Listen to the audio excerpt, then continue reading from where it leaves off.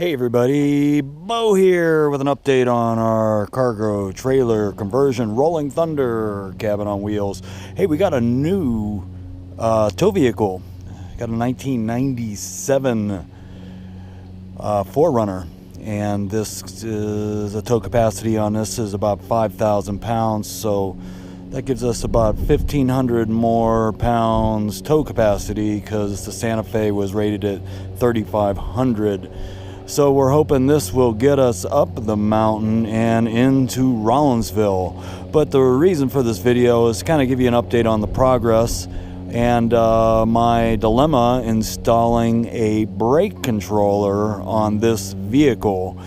Anything over 1,600 pounds, you need to have a brake controller, and you really want to have a brake controller because it makes all the difference in the world, and safety is number one. So here in Colorado, going up and down the canyons, you want that brake controller and brakes on your trailer.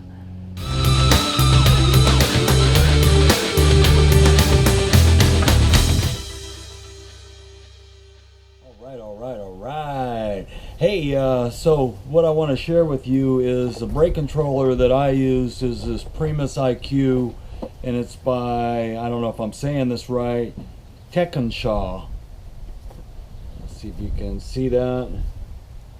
And I highly recommend this brake controller. I put it on my other vehicle and it works fantastic. Didn't have any problems with it. But here's the reason I'm making this video, because I had a little bit of problems when I installed the brake controller on the 4Runner, our new tow vehicle. You know, like I said, I've done this before. I ordered an install kit off of eTrailer. I do have to tell you, eTrailer is hands down the best. Their customer support, technical support, I dealt with them a lot by email, and they were fantastic getting back to me. But here's the deal. So I installed this, and what you have to do is you have to run a wire, heavy duty wire, from the back all the way to the front engine.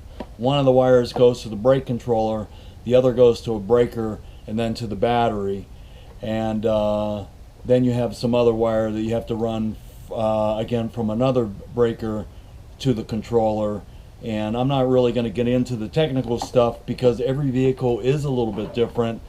This was pretty standard for an older vehicle, but some of the newer ones you can just plug in, so it just depends on your situation and your vehicle that you have.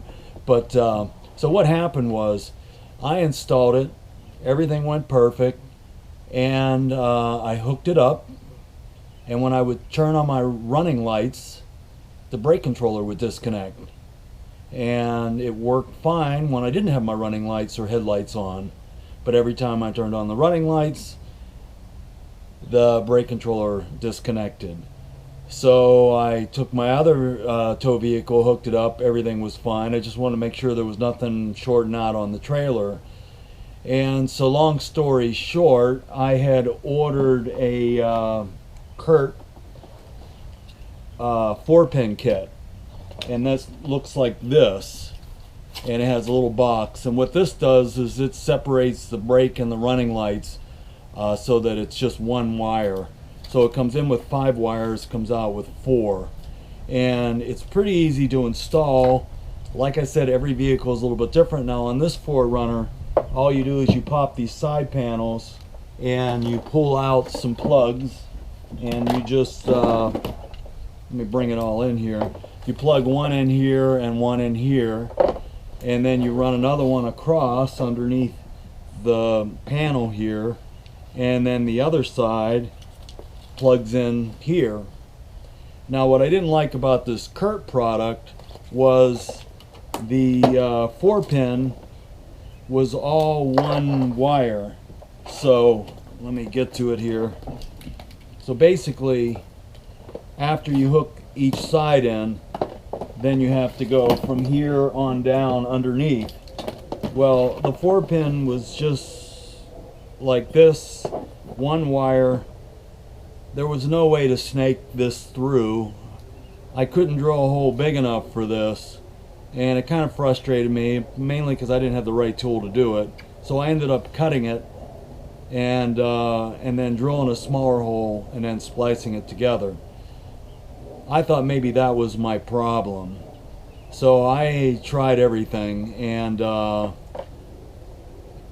what happened was I hooked up the trailer physically to the vehicle. Before, I was just plugging it in. I wasn't actually hitching it. I was just backing it up close enough that I could plug it in.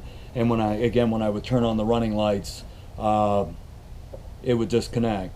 So then when I hooked up the trailer, the ground to ground, metal to metal did something, and it started working, but then for some reason it was popping fuses. And I thought it was on the trailer side, but didn't make sense to me because my other trailer tow vehicle, the Santa Fe, I hooked it up and it worked perfect. And I didn't have it hitched either. So I was kind of a dilemma. I went through the trailer, double checked the grounds, because everything has to do with the grounds. But anyway, so I even bought a short finder to see if I could figure this out. Long story short, I thought this was it. Now this is a Curt product, and I ended up trashing it like that. And I bought this Hopkins. Now let me tell you something. If you have a choice between Hopkins and Curt, I would go with the Hopkins. This was just like that, only the difference was where the 4-plug, the 4-pin, it actually had a small plug like this that just connected. So you could drill a 3/4 inch hole and then just pop this through, and then there's actually on this vehicle there's a little rubber thing you can remove with a little pocket for that, and the install was much easier.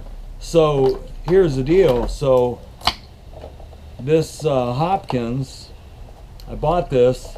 Again, it's a 10-minute install. You pop these side panels, plug it in there, plug it in here, and then you run it down, and you have to have the 4-pin to go into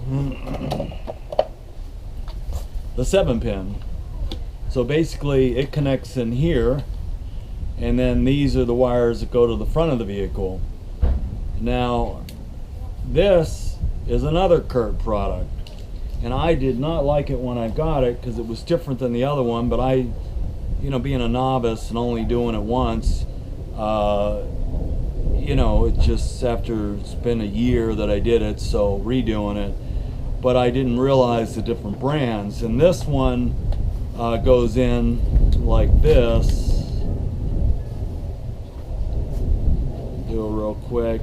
And what I didn't like was that this actually attaches. Now on the Hopkins 7-pin, it's all one unit. I think it's much better built.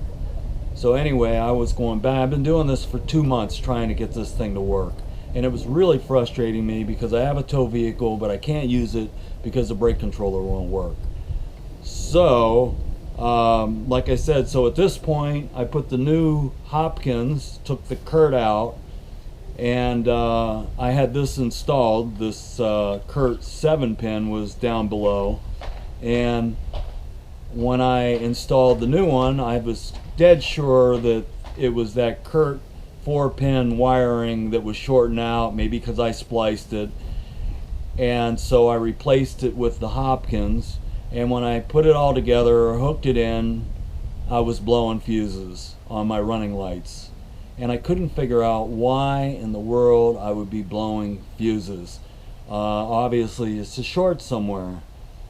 So you kind of have to do a process of elimination on a lot of things. So the first thing I did was I disconnected it from here and there, and it didn't pop fuses. So then I reconnected it and disconnected it from here, and it wasn't popping fuses. But the minute I connected it to here, it started popping fuses. So it came down to this thing. Again, this is made by Curt. It's a 7-pin. I don't recommend it. I'm sure it may be just a one-time thing. Curt's probably a great manufacturer. I'm just telling you what my experience was. It turned out this thing was bad. So I ended up getting a Hopkins 7-pin.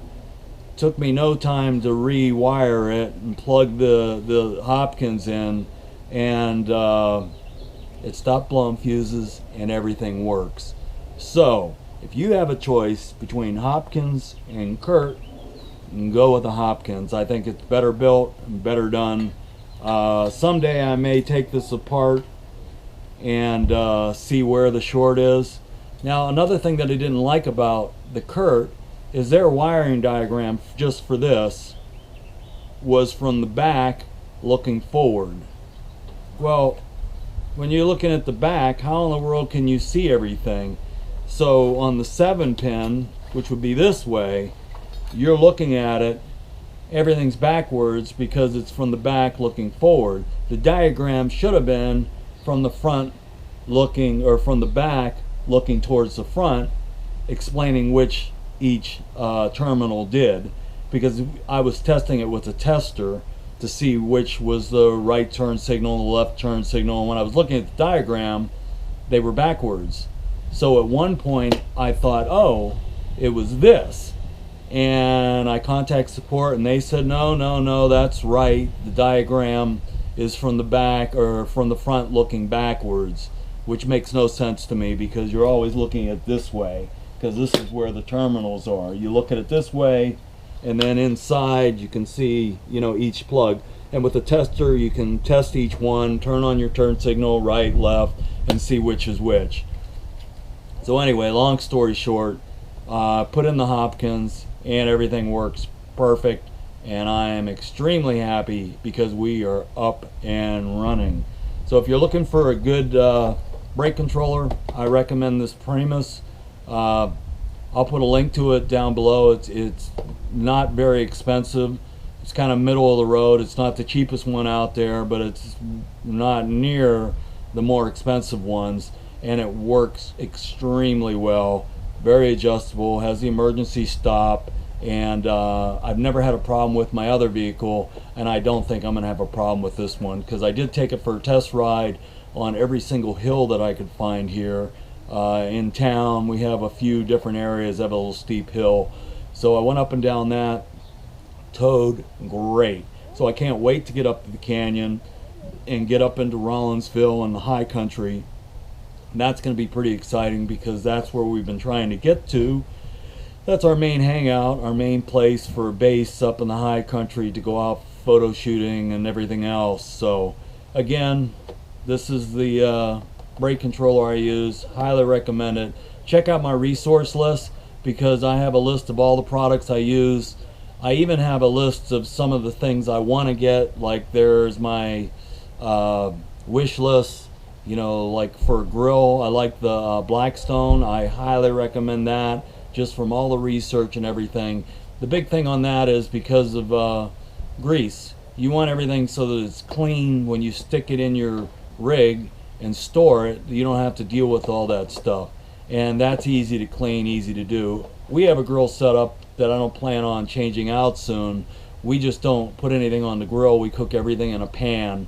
That way everything stays contained and it's very easy to clean. But again, Hopkins or Curt, go with the Hopkins. And if you're looking for a good brake controller, I highly recommend this Tekonsha. I don't know if I'm saying that right, but this is the Primus IQ, and I'll put a link to it, and love it. Now here is the Hopkins 7-pin, and what I like about this is it's all one unit. So the 4-pin on the side here is built in. On the Curt product, it actually snaps into the harness on the side. I did not like that. I think this is much better built. It's a great harness wiring 7-pin, and it also has a little clip underneath, if you can see that, and that clips onto your plug. So when you plug in the plug all the way, it kind of clamps down a little bit and then holds everything in there so your plug does not slip out. So if you're looking for a 7-pin wiring harness, again, you will need a 4-pin that plugs into this, and then you run a wire all the way to the front. There's more technical aspects, and you can find different videos on that according to your vehicle. So there's a little bit of an update for you. Thanks for watching, and hope you're having a good day.